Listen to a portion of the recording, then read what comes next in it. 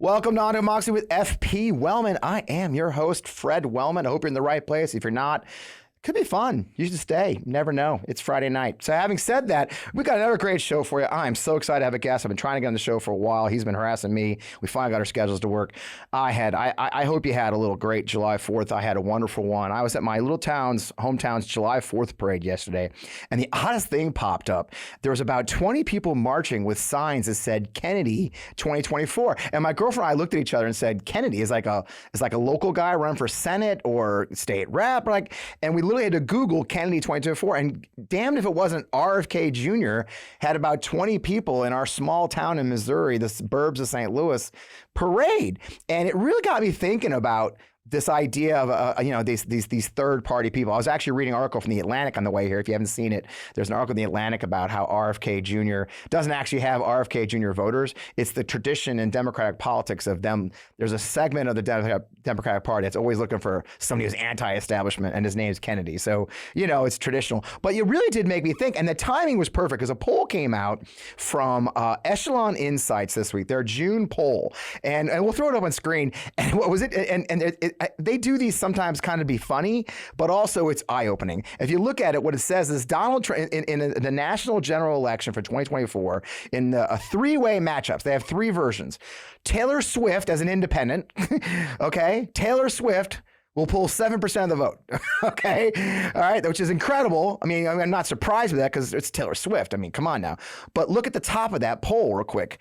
Trump wins with 43%. And Biden loses with 41, +2 for Trump. Andy Cohen, by the way, Matt, I don't know if you know, Andy Cohen's from St. Louis. I don't know if you know that. He's a local boy. Andy Cohen from TV, again, he gets 4%. Trump wins by 2+ on that one too, 44-42. And finally, actually a real independent that's actually running right now, the Green Party, Cornel West. Look at that. Cornel pulls 4%. Again, Donald Trump wins by 1 point. Get it? Do you see what we're saying? When my friends at the Lincoln Project go off about No Labels and what No Labels is doing and how these third-party guys who want to try and do something, they really are acting to elect Donald Trump because Democrats are going to stay Democrat, mostly, okay? But these disenchanted Republicans will go somewhere else. And so instead of voting for Joe Biden or staying home, they're going to vote for this third party, and it hands the election to Donald Trump. And then the next one, because why do I say this? Because they also put out the general election where it's just a two-way matchup, Biden versus Trump. And here you go. Biden, 45-44 for Trump this month. Biden, DeSantis, he got +3. Biden, he beats him by 3 points. Get it? I mean, there's numbers that prove it. Now, as always, I say polls are meaningless because it's July, and we're still, primaries aren't going to start for like 6 months, I don't think. But I just say there are numbers that prove what so many of us are saying, that the No Labels group, that the other groups are all trying to be, look, I get it. We're frustrated with the system. I get it. I'm frustrated with the system too. But we're in a fight for our country, and it's going to be a two-way fight. There's one party, you may disagree with their policies, but they actually believe in the Constitution, actually our democracy. There's another that don't. And that's the choice. Okay? So with that, I got a great show. We'll probably touch on this and a few other things. Let's get on with the show.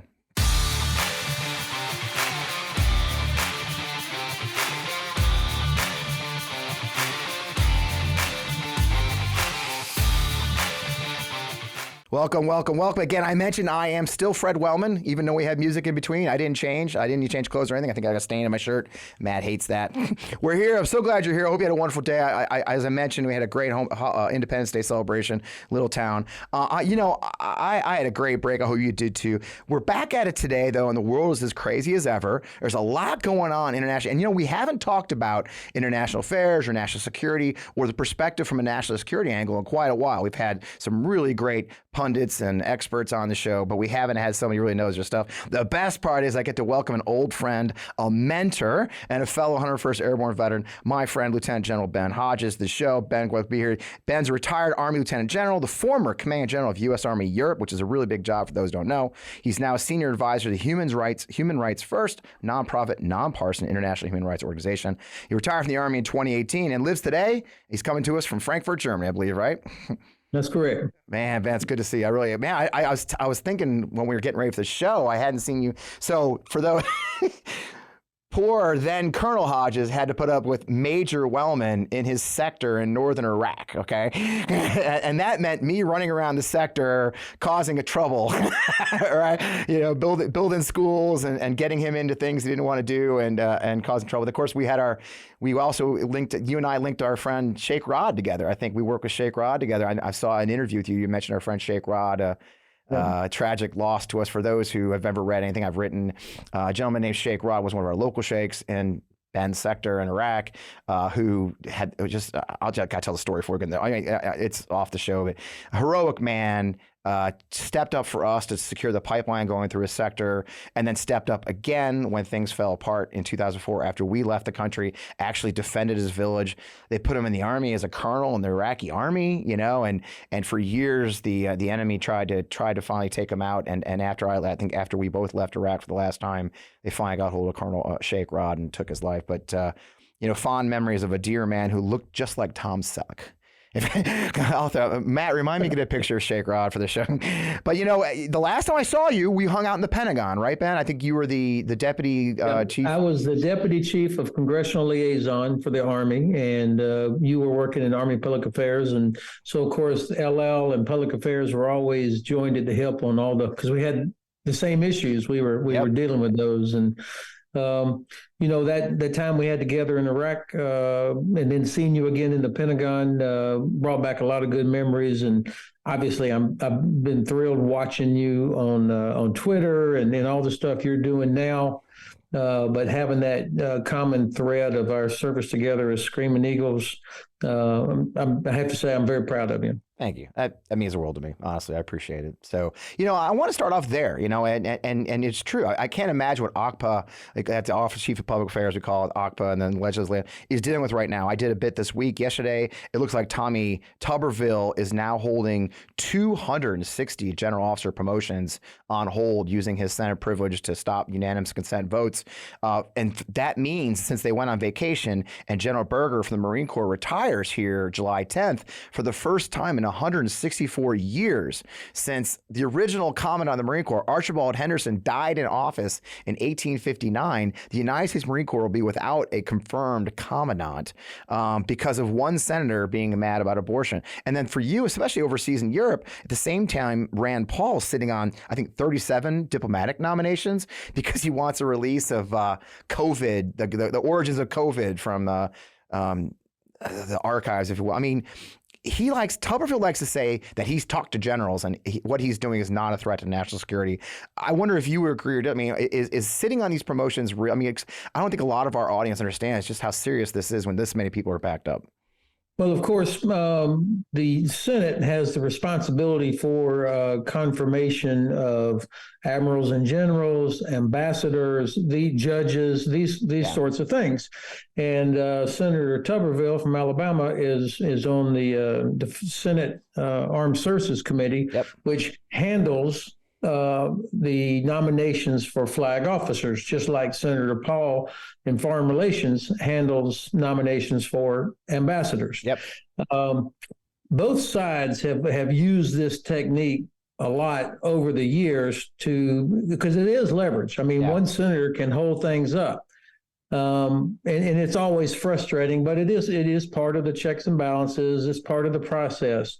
But I have never in my life, and I served in Army Legislative Liaison 3 different times, I've never seen it abused the way it is right now. I mean, for 5 months now, Senator Tuberville has been holding up these confirmations. This is not just about whether or not a general or an admiral gets to move into their quarters on time, although every one of these guys, men and women, have families, and there are organizations, and of course, there's a whole chain of events that happen after a flag officer moves in or departs. You've got others that move, and I mean, it doesn't happen in a vacuum. And so the efficiency as well as the effectiveness of various organizations, whether we're talking about Air Force, Navy, Marine Corps, or U.S. Army, important positions on the Joint Staff, you name it, it all stops. And so when I hear him say that he's all for the troops, well, he's not taking care of the troops here. And I think it causes people to lose confidence in the process. Of course, it's his prerogative, and I doubt that other senators are going to say too much to him because they want to be able to make sure that. I mean, they may need to do that themselves one day. Right. It's even more damaging, I think, when you hold up confirmation of ambassadors. Yeah. Now, if you're not happy with a particular nominee, that's one thing. I mean, the Constitution does not allow the president just to pick whoever he wants. There is a confirmation process come from the Constitution and duties of the Senate. But when you can't get an ambassador to a country, number one, you're communicating to that country that they're not real high on the priority list. Right. There are authorities and things that ambassadors bring necessary to take care of America's strategic interests. There's 39 different ambassadors waiting to be confirmed in really important places. So again, it's their prerogative, but I think I don't have any patience for when they talk about their patriotism and for the troops, and yet they're stopping a process not because they don't like a particular nominee, but it's something that's barely even related to their portfolio. Well, that's it. And DOJ has already ruled that providing travel costs for those seeking either abortion or in vitro fertilization or whatever, any kind of care like that is legal. How do I know? Because I had to have travel money paid because they didn't have a neurologist at Fort Rucker, now Fort Novosel, back when I was in flight school and I needed to see a neurologist. They had to send me to Fort Benning back then, and they pay the travel pay, right? I mean, again, there is precedent. If the health care is not available in the state they're stationed in, then we have to provide travel. It's actually perfectly. That's a great point. And I saw you on Twitter yesterday or a piece of your show where you were describing this. Yep. The reason an American soldier is in Alabama or Texas or Georgia or in Germany or Hawaii is because the government sent them there. Right. They're doing their duty. They were sent there. And so if they're sent there and they're not able to get the health care that they need to which they're entitled in that state, then the government has an obligation to help them go get it. So this is really, the more I think about it, the more frustrating it is. And I think, the department will have to take a look at how can we, the mission still has to go on. Right. Right. You still got to do the mission. So this means taking more risks. You don't have people with the right sort of authorities. And this is, it undermines what the U.S. is trying to accomplish with its strategic interests. Well, that's it. And you're living in Germany right now. You're watching all this insanity unfold here. I mean, with not just this, but all the politics with and you work with a number of countries and organizations there. I know, and I'm curious what are people saying over there? I mean, you've lived there for several years now, almost a bit of an expat in a lot of ways since you retired, which is I love it. I mean, what do you hear from our friends and our allies in Germany when they see I see comments all the time on my Twitter and on my comments on the YouTube videos here in My Touch Network about God, I'm from Australia. Why is your system so jacked up? I mean, do you hear? Have you seen? I mean, you served for a long time over there. You've been over there since you retired, right? 2018. Are you seeing some shock? And is there dismay amongst our allies that we are a reasonable ally anymore when they see the incredible, ridiculous politics of the United States right now? So yesterday was the 4th of July. Yep. Which is a normal day here in Frankfurt, Germany. Yep. I was flooded with emails and WhatsApps and text messages saying congratulations on your Independence Day. I mean, I got it from German friends, Ukrainian friends, Polish friends, British friends, all over Romanians, all over Europe. Yeah. That despite America is still a work in progress. I mean, we've never said we were perfect, never thought we were perfect. We're covered with warts, but yet it's still. Europeans have such high expectations of us. They still expect us to do things. And so they are dumbfounded when they see things like January the 6th, right. Or when they see the people from my home state of Florida waving flags with swastikas on it. And of course, they absolutely cannot understand the gun violence.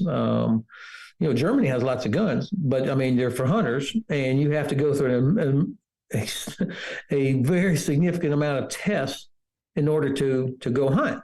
So they that's difficult for them to understand that aspect. And then the racism that they see. And again, none of these European countries is perfect. They all have their own issues, but they do have a higher expectation of the United States, and it's hard for them to understand. Yeah. And I would segue to that. I mean, you're working with Human Rights First now. It's a great organization, by the way. I'm thrilled you're there. And you're from Florida, as you mentioned. And I've seen you comment on the slide towards essentially authoritarianism in the state. But, it's which strikes me a lot about a lot of things that DeSantis has done and his allies. And now, Rick Scott had that bizarre video about socialists and communists coming to Florida. I mean, a lot of it seems like it's the inhumanity of it, right? I mean, this new law where they've tightened up on immigrant labor, and now so immigrants are fleeing the state and thus hurting their own agriculture industry. For me, it feels, and I wonder for you as your perspective from Human Rights First, is it's an othering and dehumanization that has precedent in the world, frankly, has precedent where you live now, right? That this othering of certain members of our population, be it LGBTQ, be it immigrant labor, that othering leads to bad things. I mean, what's your perspective? I mean, how dangerous is this, and what are you guys seeing? So my wife is German American, and she saw the clip of Governor DeSantis when he was down on the Texas border. Yeah, and he said, when I'm president, we're going to, I'm paraphrasing here, but basically I'm going to authorize people to shoot any illegal trying to cut his way through the fence. And my wife immediately said, "Oh, like in East Germany." I mean, that was her first thought. And yep. And she I'm listening to it, and I thought, well, that's incredible. Right. I mean, how could a person that is a governor of one of the biggest states in the country, and wants to be president, and by the way, a former officer, Navy legal officer himself, a lawyer, right? A Navy legal lawyer, a Navy lawyer, and that's the basis for authorizing the use of deadly force. I mean, that right there is a bizarre misappropriation of state authorized use of violence. There you go. Number one. Number two, I immediately thought, boy, what about the border guard or the National Guardsman who happens to be there? The rules of engagement that would have to be laid out, and how do you explain to somebody, yes, you can shoot anybody that's trying to come over the fence? I don't think that's who we are. And I'm concerned how the language has become so militarized when they talk about invasions. And so when you talk about invasion and you talk about authorizing to shoot people trying to get through the fence, that leads to, I think, a coarsening of behavior and how we treat people. And so that really concerned me. And then I saw our senator and former governor, Rick Scott, on his video saying, socialists and communists are not welcome in the state of Florida. Well, okay. First of all, I don't think that works in America. Right. To rule out entire groups, you're not welcome here. Yeah, for politics. But also, how are you going to identify that? Who's deciding? Who's picking? And if he was the local chairman of the XYZ gun club or something, I wouldn't pay attention to it. But when you're the former governor, now a senator from the state of Florida, saying stuff like that, and then I see pictures of Floridians carrying Nazi flags, I really am worried about what's happening in my state. I mean, these are absolute 100% fascist tendencies and actions. And yet these will be the same guys out there having 100 American flags in their yard and talking about patriotism and all that. And I don't buy it. Well, yeah, Tom Nichols did a great piece, former guest of the show, had a great piece in the Atlantic yesterday, talk about patriotism and nationalism, right?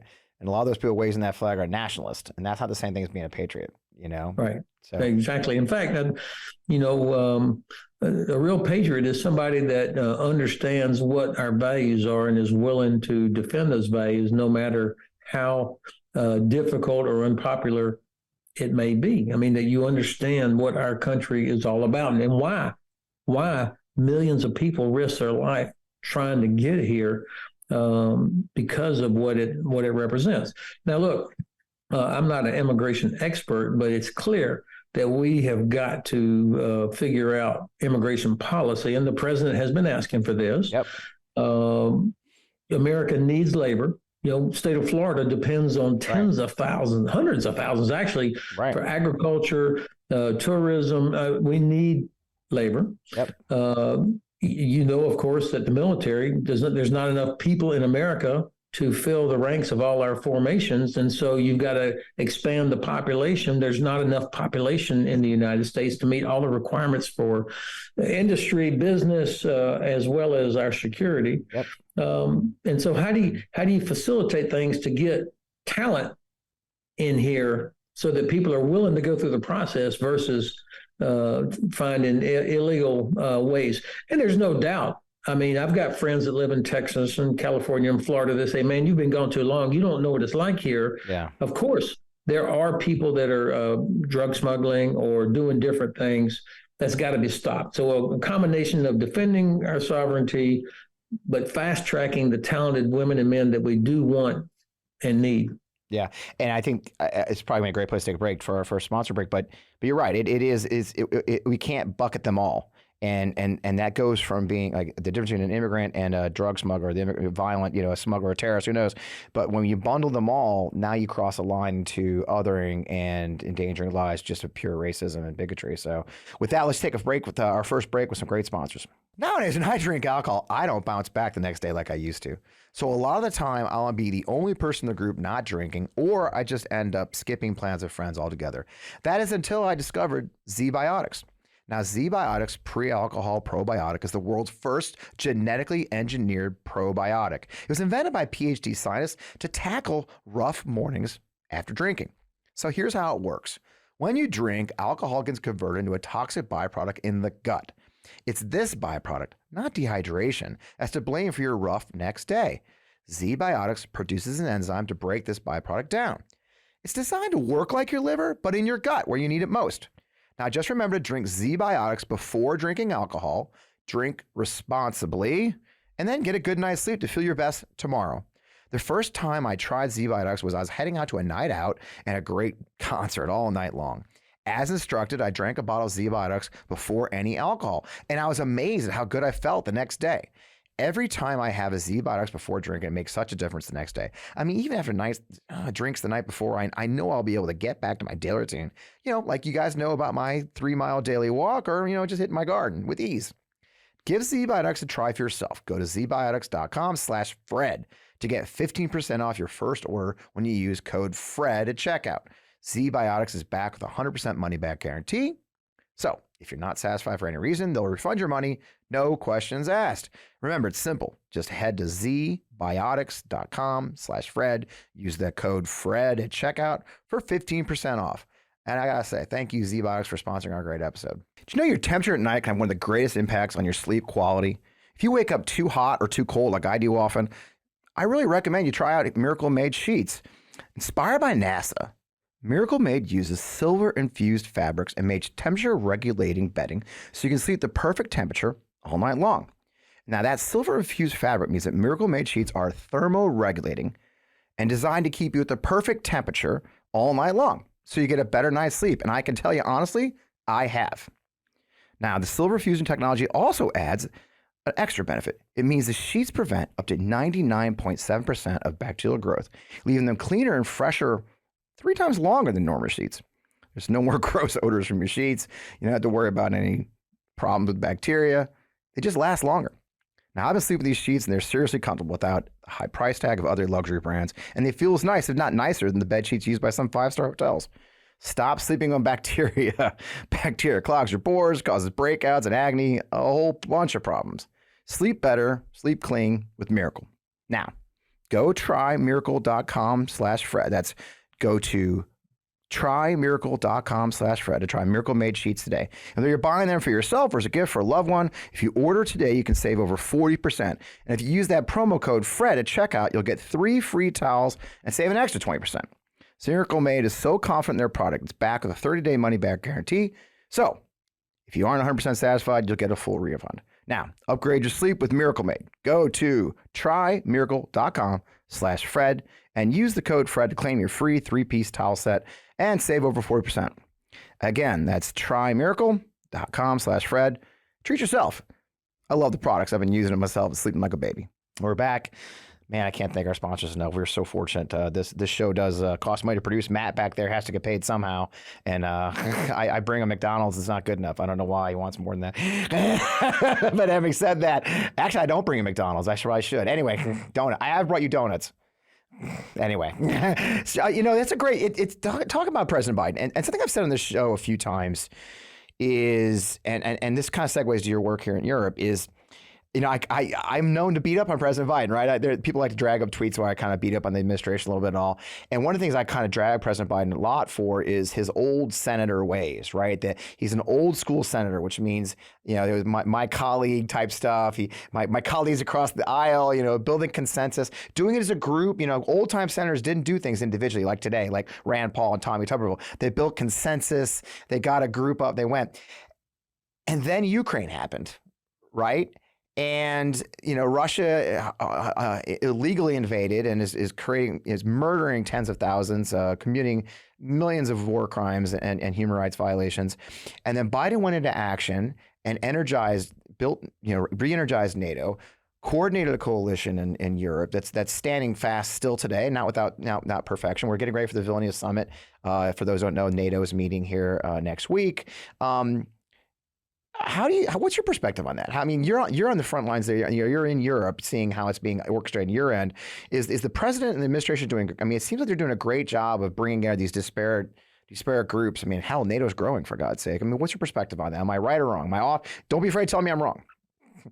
I think that the president deserves great credit for keeping the 50 nations together in support of Ukraine. I mean, that's been remarkable. Yeah. What he and Secretary Blinken and Secretary Austin have done, it really is that, the Kremlin never, ever dreamed that this would happen. Yeah. That was part of their calculation. Right? Yeah, that we would fall apart. Right? I think the administration deserves great credit for that.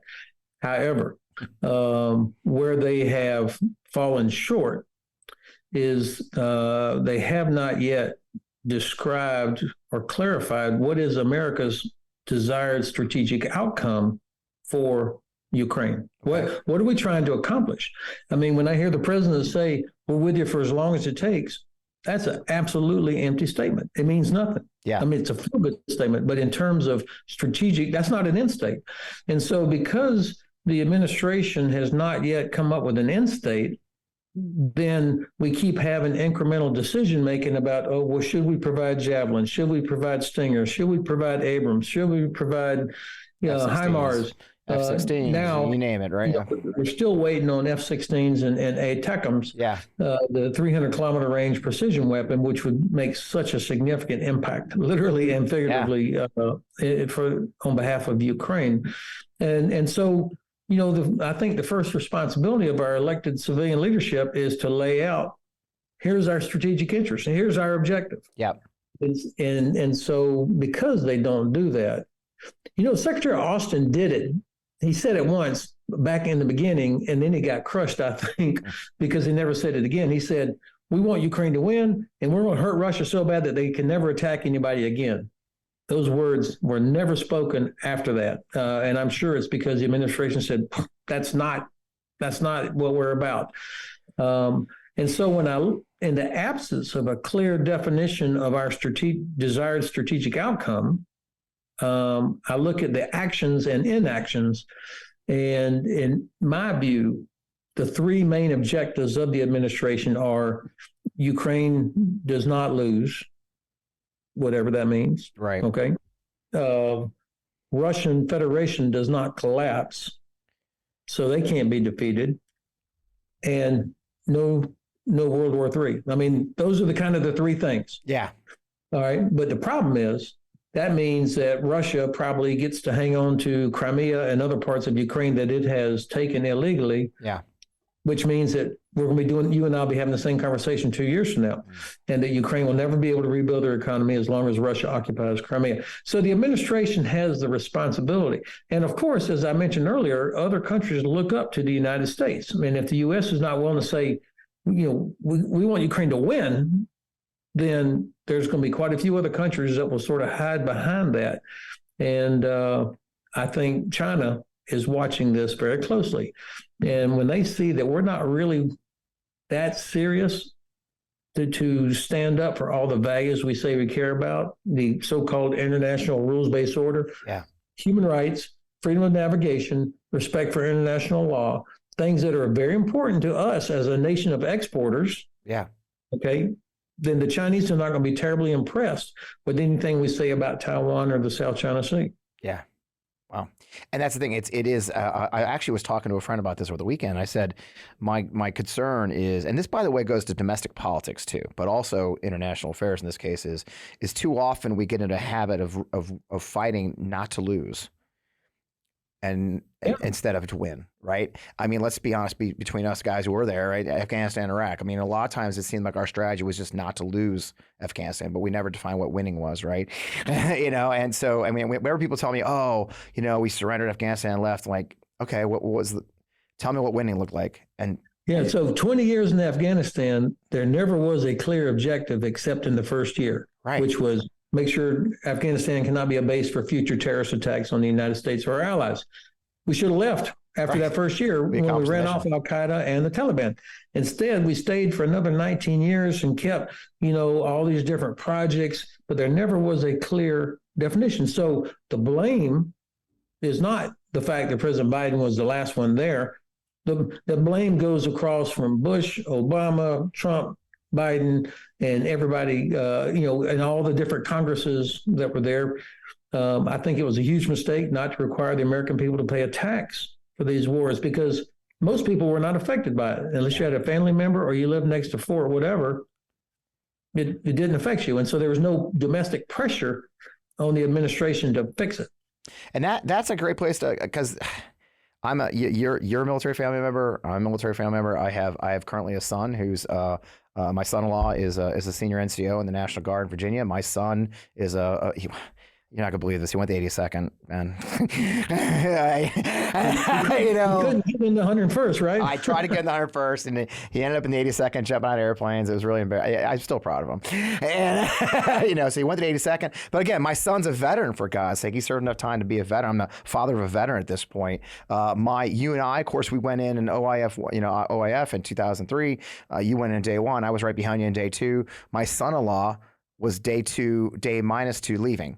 Right, a multi-generational war, and so I say often that we spent too much time turning our families into the military family train is hell. My family, Wellman has served in nearly every America war since before there was an America. We had a guy impressed in the British Army for the French and Indian War when they marched through his village. I mean, we've been doing this shit forever, right? And now Ben Kessling, who, if you know, I know you know Ben. I'm sure you know Ben with Wall Street Journal. Ben came out with an article this past week, said that the military's recruiting problems, like everything in this country, have become political. Obviously, the right all want to say is wokeness, but it's actually nothing to do with that. We've got a great economy. I mean, you see the memes about how a manager at Chick-fil-A makes more than a soldier, but what they really found is that military families are saying, hold the phone. We're not encouraging our kids to go in the military anymore, which was a big source for military members, because it's something what you just said. I think going back 20 years in Afghanistan, 19 or 18 years in Iraq, the toll that's been taken, the suicide rate, the housing's still not getting better. I mean, what's this? I mean, how dangerous is this? I mean, you served your lifetime, your adult lifetime in the military, military academy grad like me. I mean, what Ben identified, I think a lot of us been saying that, but to see it written and some facts behind it was sort of shocking to me, at least. So it is very worse. I mean, I know that all the service chiefs are working hard, and the service secretaries try and figure out how do you address this? Yeah. And it is traditionally a problem for recruiting when the economy is going gangbusters. It's always been that way. Same way. I remember when I was a lieutenant, and economy was not so good in the early 80s, and the Army started offering education benefits. And man, oh man, all kinds of great kids, middle class, came flooding into the Army because they were going to get like 2 years of college as one of the recruiting incentives. I mean, it was a terrific incentive way back then. Now, even education incentives are not enough to bring people in. Part of the problem, I think, is that it's like it's the military's problem. Right. You guys solve your recruiting problem. Well, wait a second. No, this every senator, every congressman, the president, every governor should all be talking about the merits of national service. So it's influencers. I joined the Army.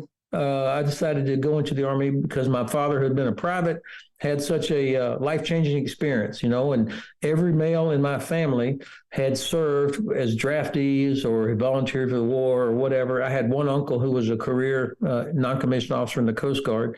And so it was like, okay, that's all the people I cared about. There was an expectation. You go do something, and it's a good thing, not a lifetime decision.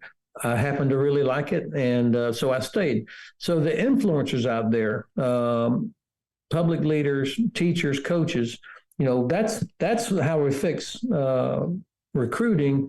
Is influencers need to say, you know what, this is a great opportunity. Now, I do think we also have a problem that I know that article talked about 70% of the women and men in that 18 to 25 bracket do not meet the basic requirements, standards to be a private in the U.S. military. I mean, they're either physical fitness, test scores, or they've got some legal problem. So we're all competing over the same narrow sliver of American society. And so that points to a larger problem in our country. Why are the vast majority of young people in that age bracket not physically fit or able to pass tests or have a legal problem?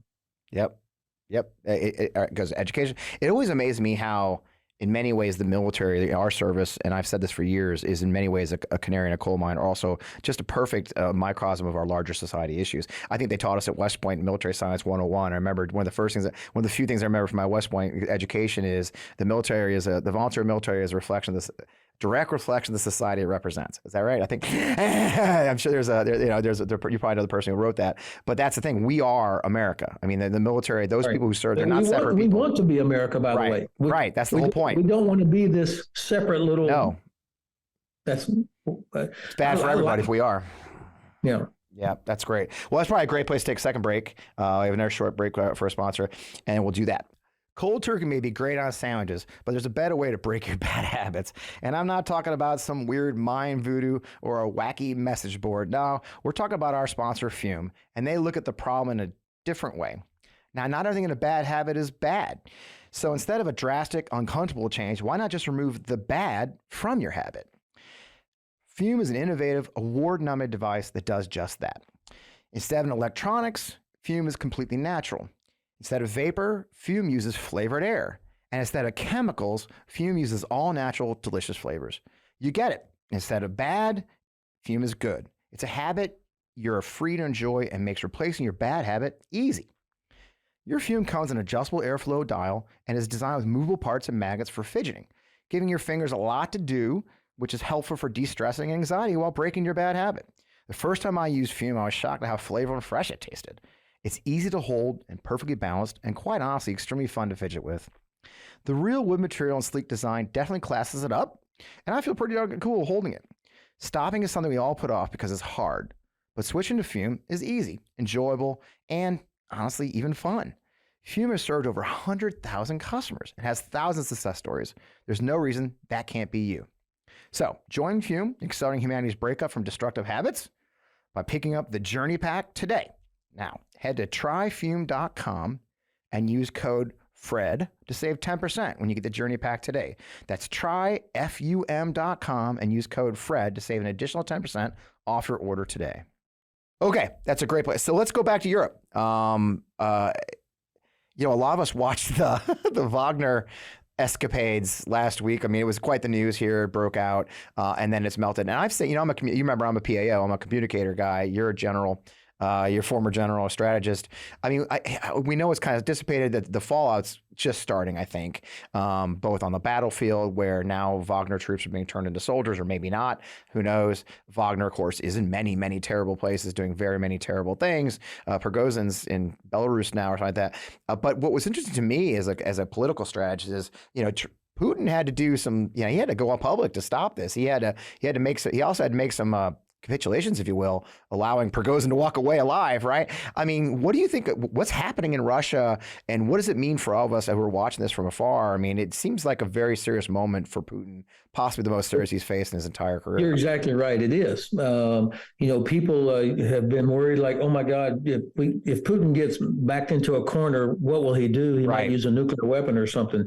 Well, we saw what he does when he gets backed into a nuclear weapon. He immediately wilted and had to make a deal. Lukashenko had to come in and bail him out, and made a deal with the guy who led the mutiny.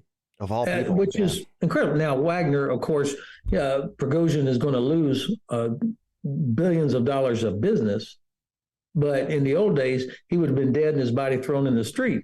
Right. So I think Putin is very concerned right now. I was reading earlier today, there are some purges that are going on.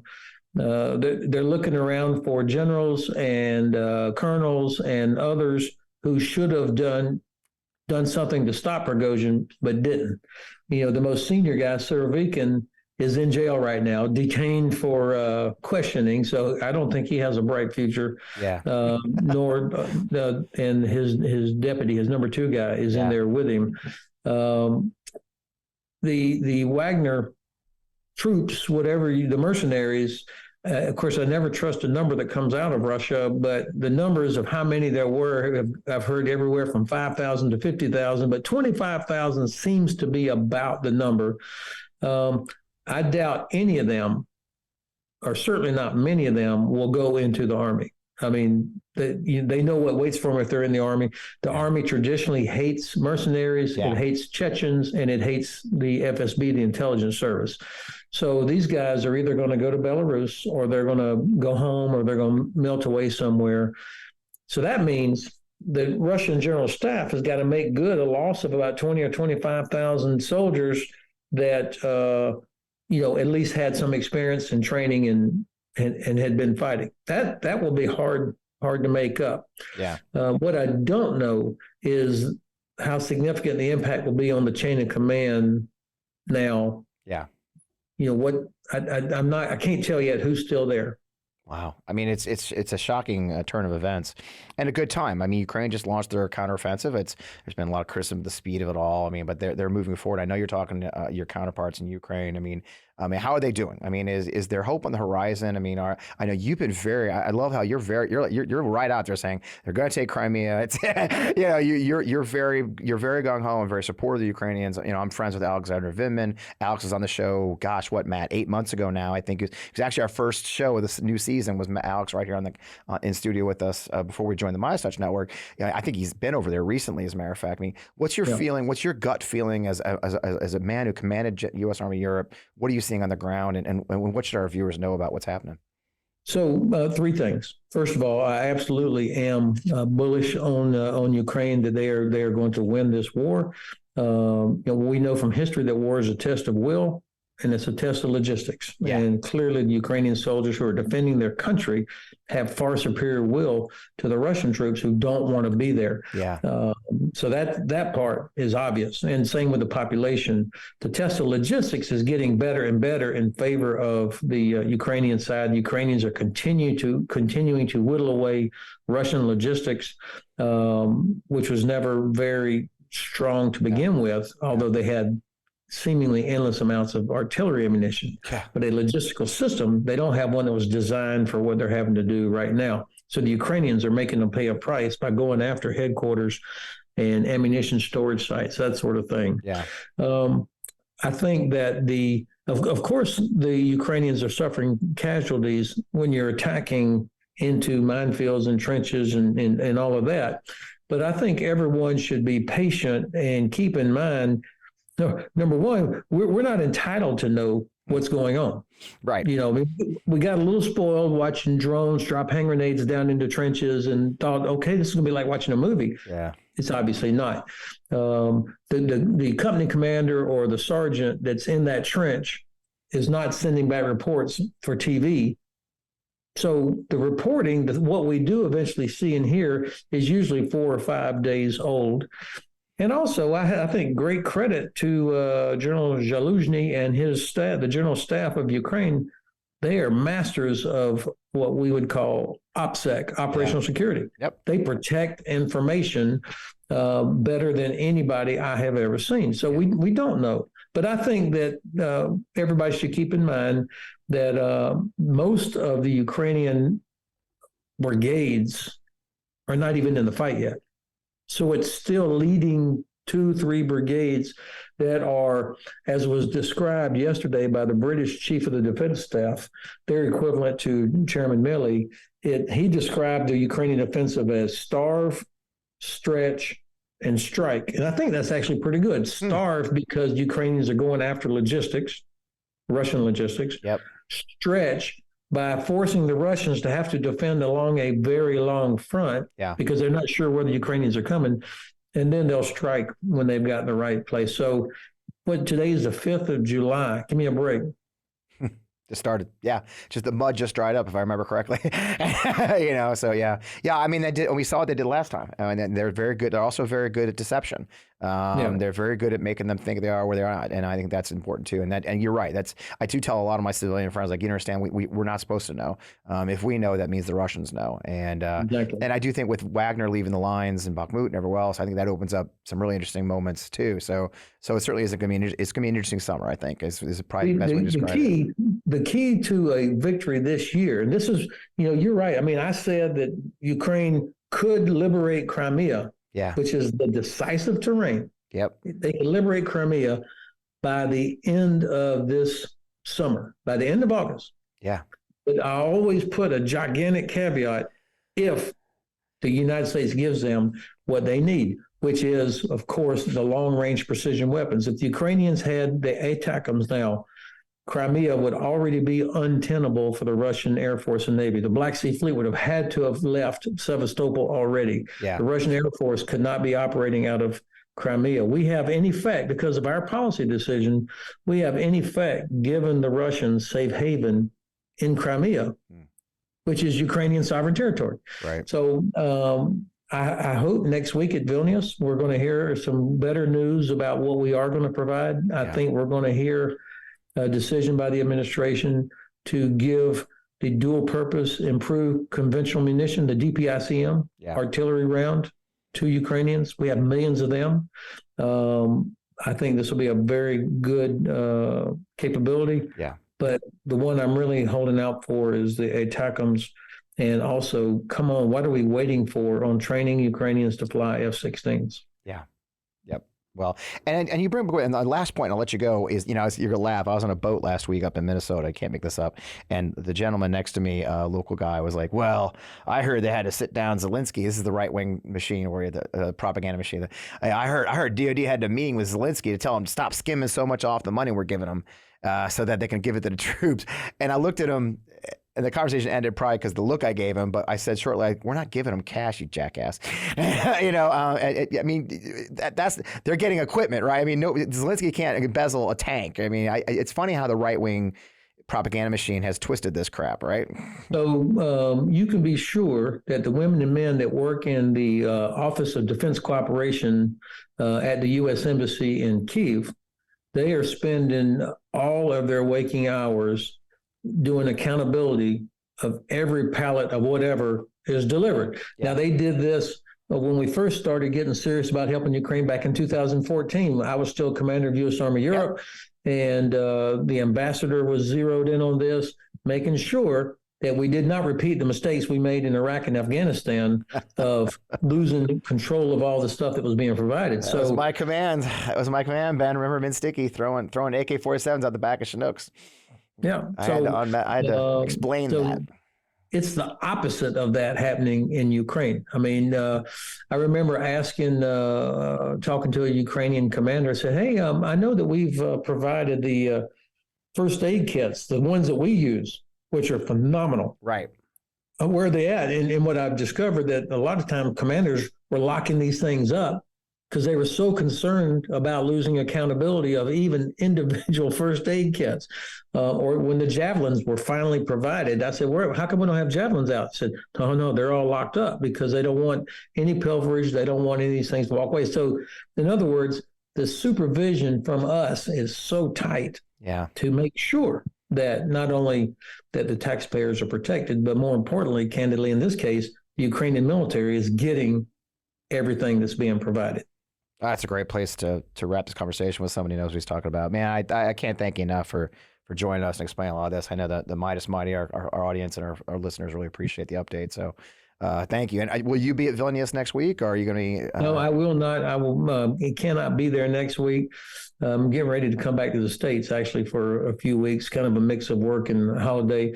But Fred, I don't think all your listeners know about you and what you did in Iraq, what your brigade did in Iraq. And typical U.S. Army, a U.S. service member, seeing work that needed to be done, even though it was not in your original job description yet, but you went out and did it. And you were innovative and creative, helping to ensure that the villages and the towns in our area were getting attention which improved our security. I mean, this was about trying to help reestablish some sort of governance in a country that had been ruled by Saddam Hussein for 2 decades. And there you were out there figuring out how to do it, working with individuals. You mentioned Sheikh Rod, and I know you lost other friends and Iraqis that were brave enough to try and do that. And of course, you would not have been riding around in a convoy of a bunch of armored vehicles. You were typically out there, you and 1 or 2 other people, doing stuff that you did not want your parents to know about. That's for sure, because it was not safe. But I want all your listeners to know that's who you are. Thank you. I appreciate it. It was a noble mission. And again, I'll flip it back on you, the support you gave me when I wandered into your, so I understand the layout for those who understand the military. General Hodges owned the territory that I was working in. I was an aviator, actually. So while we were helping civilian villages, his infantrymen, his brave soldiers were the ones providing security and checkpoints and clearing out the bomb. But so I would actually check in with him and walk into his headquarters and find him sitting in a chair. And I can't believe how many conversations started with you turning around your chair and like, fucking Wellman. What did you do now? Hey, funny story, sir. This thing happened, and I tell the story often how we had to go do an air assault. And I'll let you go because my poor listeners. We had to do an air assault somewhere else in the country, and I went to Colonel Hodges at the time. Said, "Hey, I'm going to be out of town. One of my villages. I'm supposed to visit him. Can you go visit the village?" And I left. I flew our mission and came back. And I went to check in with you, and you turned around your chair like you had a little swivel chair. You sat in your and you turned around and said, "Oh, Major Wellman, I rolled up your village with my convoy of troops and armored vehicles, and I pulled up, and the Sheikh came out in his robes, and I got out, Colonel Hodges, the commander of the sector, and I said, I'm here to meet with you, and he bent sideways and said, where's Major Wellman? and I was like, well, I'm kind of a big deal, sir. and so I appreciate the support you gave to a crazy Army major who knew nothing about tribes or Arab or anything and was running on your sector trying to build schools and clinics and help people. So that meant the world to me as well. So I think we made a difference. I tell the story often. People say, oh, the war was the elite, whatever. Look, those of us who were there, especially you, we had a mission, and we had a mission to make it a better place than we started with. And I think that's what we were able to do. The times we served was the people we touched and the lives we were able to help are still there. I talk to my villagers. I talk to Dr. Muhammad's village this day. So anyway, well, thanks so much for joining us. I really appreciate it. And good luck. Have a good night. I guess it's late there. Get some sleep. And good luck. We'll keep up the fight together. Thanks, Fred. Oh, man, what a great conversation. It's good to catch up with somebody you served with. I joke about then Colonel Hodges all the time. I joke about his patience with me, but you guys, if you've watched the show before or listened to the show or seen any of my videos, you know that I know this is weird. I might be difficult to work with sometimes. and then Colonel Hodges, later General Hodges, was always You can see how he is, just easygoing, and he would patiently explain to me why I was wrong, and then try to find a way to help me out. So a great American who's still serving his country in the world with what he's doing today. So thanks for joining us, man. I hope you had a great holiday weekend. I had a great one. We had our first launch of the Forgotten Democrats movement. You've heard me mention it a couple times. I'm really proud of what we're building at Forgotten Democrats. We had a great number of people show up for our first Zoom. We'll be doing those every month. It's not just where I send you emails and you send me money. We're actually building a community, which is why I'm part of it. It's not just your typical super PAC or doing anti-MAGA ads. I don't even think we're doing any ads. Our mission is to try and help those Democrat nominees for Congress who have never been funded. 149 congressional races last cycle, never had the money to compete. 23 of those were unopposed, completely Republicans unopposed. It's time to stop that. We do that by building a community together now, by investing in our monthly, just a little bit a month, a pizza a month, towards helping those candidates. They'll get the money themselves. They'll get the money directly to help them power their campaigns, be more competitive, more efficient, and more effective. And so if I'd love you to join Forgotten Democrats, it's an easy way to sign up for our email. You simply text Fred to 33777, 33777. Look on the screen. It's that easy. You'll get a text message to sign up for our email. If you want to learn more, go to forgottendemocrats.org. You can sign up right there and learn more about what we're trying to build. I'm very proud to be a part of that movement. I hope you join us. In the meantime, the show is growing. You can find me at FP Wellman on Twitter. I'm still there in spite of Elon's best efforts to get me off there. I'm still on Twitter at FP Wellman. Our Instagram's blowing up, FP Wellman Official. Of course, the podcast on Democracy Pod. And of course, Midas Touch Network. If you're not subscribed on the Midas Touch Network, I hope you will subscribe on the Midas Touch Network. I hope you'll subscribe to all the Midas Touch channels. They've got an incredible group of creators that I'm so proud to be part of. Some brilliant minds, some really smart, funny people doing some great analysis, and the fastest growing news network there is. But 1.37 million subscribers. Last time I checked, it's an incredible number. It just keeps growing. I'd love you to be part of that movement if you can join us. In the meantime, download the show, leave a review, share it with your friends. The algorithm is good to us.